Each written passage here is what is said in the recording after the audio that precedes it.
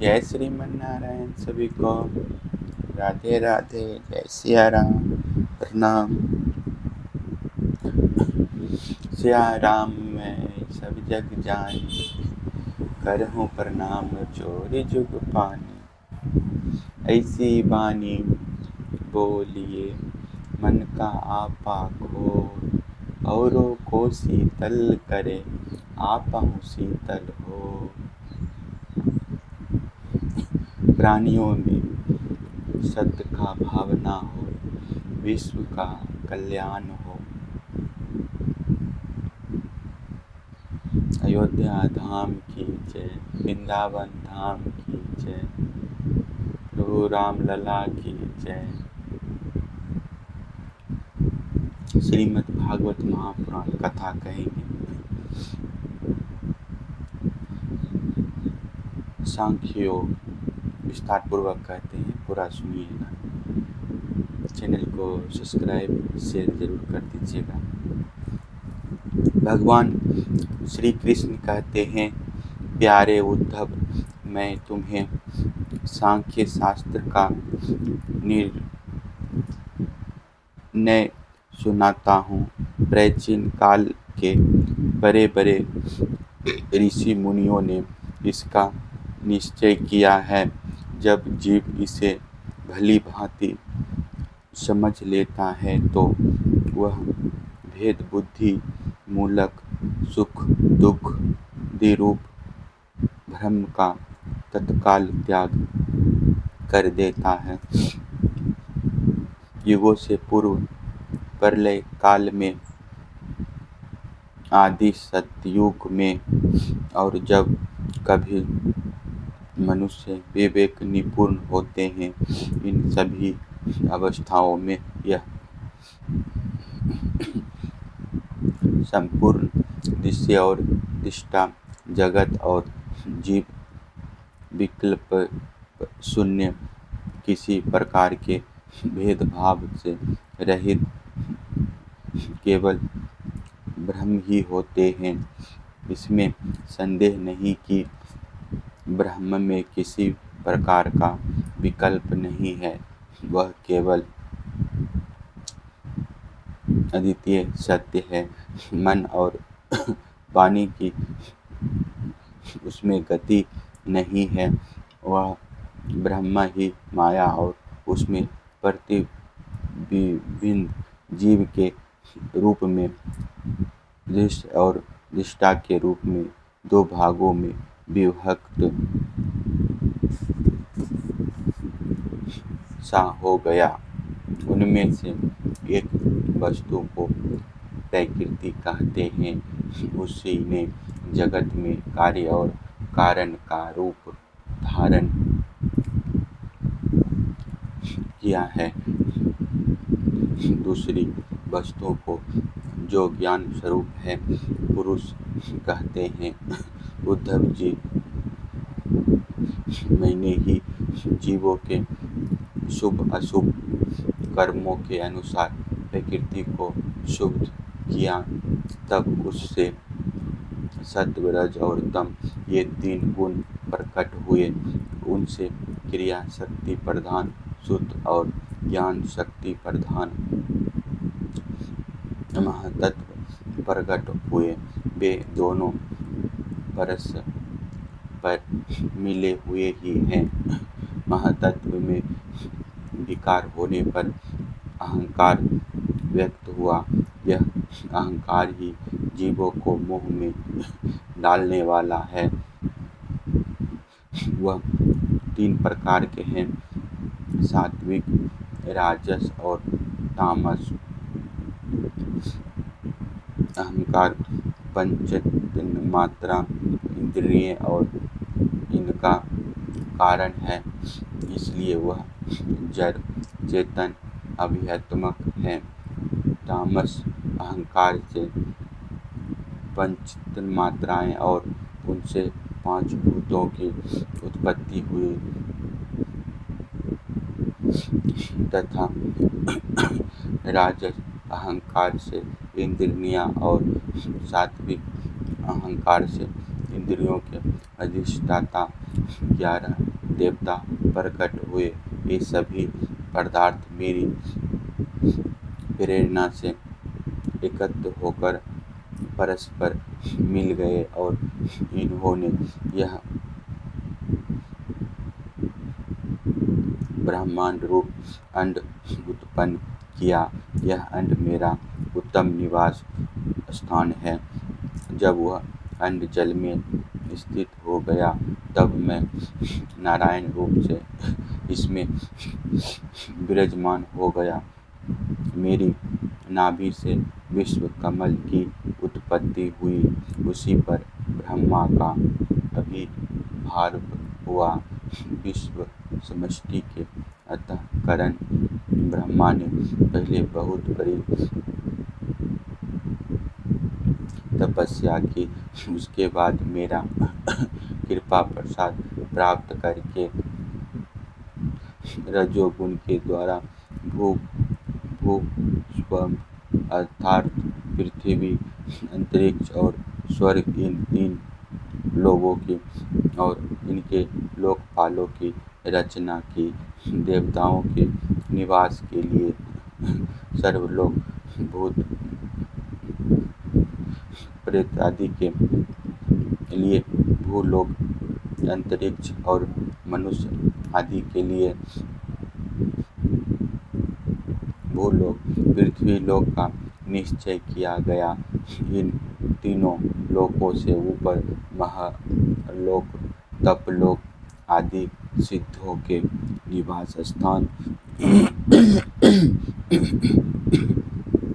हुए। सृष्टि कार्य में समर्थ ब्रह्मा जी ने असुर और नरकों के लिए पृथ्वी के नीचे अतल, वितल, सुतल आदि 7 पाताल बनाए।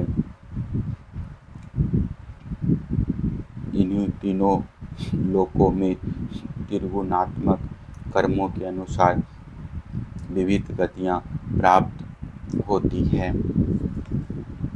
योग, तपस्या और संन्यास के द्वारा महलोक, जनलोक, तपलोक और सत्यलोक रूप उत्तम गति प्राप्त होते हैं तथा भक्ति योग से मेरा परम धाम मिलता है। यह सारा जगत कर्म और उनके संस्कार से युक्त है। मैं ही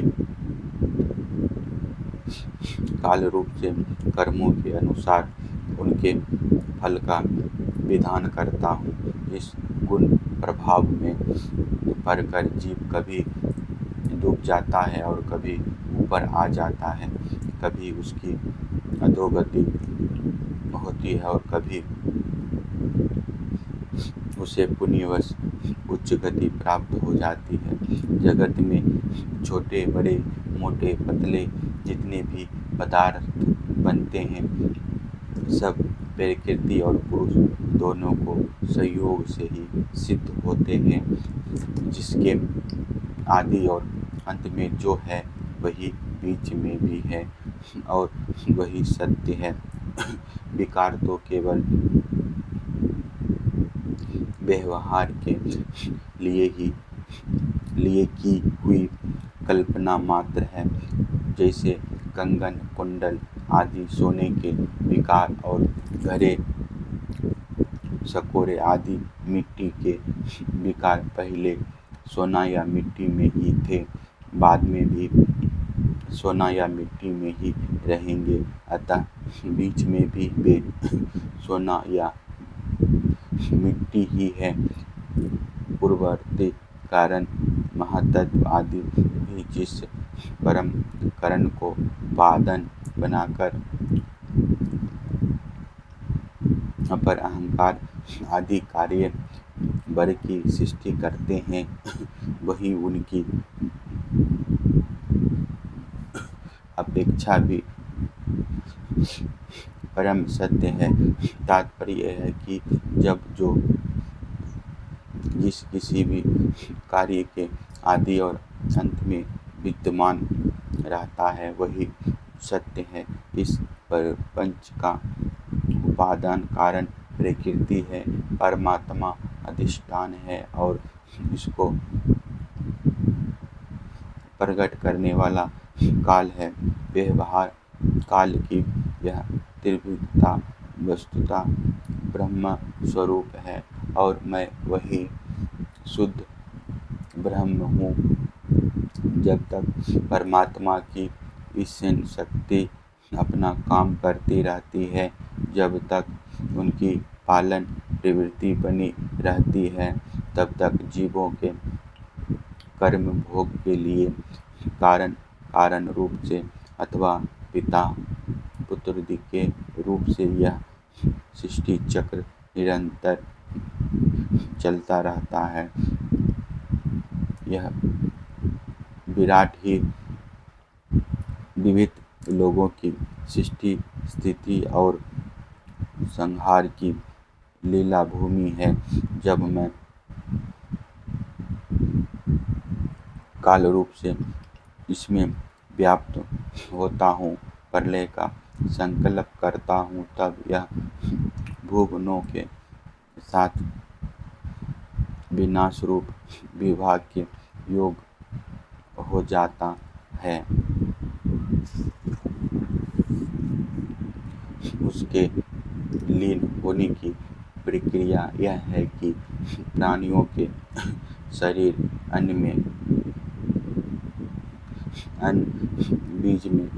बीज भूमि और भूमि गंध तन्मात्रा में लीन हो जाती है। गंध जल में, जल अपने गुण रस में, रस तेज में और तेज रूप में लीन हो जाता है। रूप वायु में, वायु स्पर्श में, स्पर्श आकाश में तथा आकाश शब्द मात्रों में लीन हो जाता है। इंद्रियां अपने कारण देवताओं में और अतः राजस अहंकार में समा जाती है। हे सौम्य, राजस अहंकार अपने नियंता सात्विक अहंकार का रूप मन में शब्द मात्रा पंचभूतों के कारण तामस अहंकार में और सारे जगत को मोहित करने में असमर्थ त्रिविध अहंकार महतत्व में लीन हो जाता है। ज्ञान शक्ति और क्रिया शक्ति प्रधान महतत्व अपने कारण गुणों में लीन हो जाता है। गुण व्यक्त प्रकृति में और प्रकृति अपने प्रेरक अविनाशी काल में लीन हो जाती है।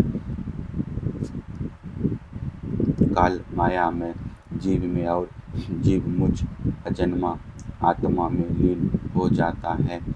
आत्मा किसी में लीन नहीं होती, वह उपाधि रहित अपने स्वरूप में ही स्थित रहता है। वह जगत की सृष्टि और लय का अधिष्ठान एवं अवधि है। उद्धव जी जो इस प्रकार विवेक दृष्टि से देखता है, उसके चित्त में यह प्रपंच का भ्रम हो ही नहीं सकता। यदि कदाचित उसकी स्फूर्ति हो भी जाए तो वह अधिक काल तक हृदय में ठहर कैसे सकता है? क्या सूर्य उदय होने पर भी आकाश में अंधकार ठहर सकता है? उद्धव जी, मैं कार्य और कारण दोनों का ही साक्षी हूँ। मैंने तुम्हें सृष्टि से प्रलय और प्रलय से सृष्टि तक की संख्या विधि बतला दी। इससे संदेह की गांठ कट जाती है और पुरुष अपने स्वरूप में स्थित हो जाता है। जय श्रीमन नारायण। फिर दूसरा वीडियो में मिलेंगे कथा लेके।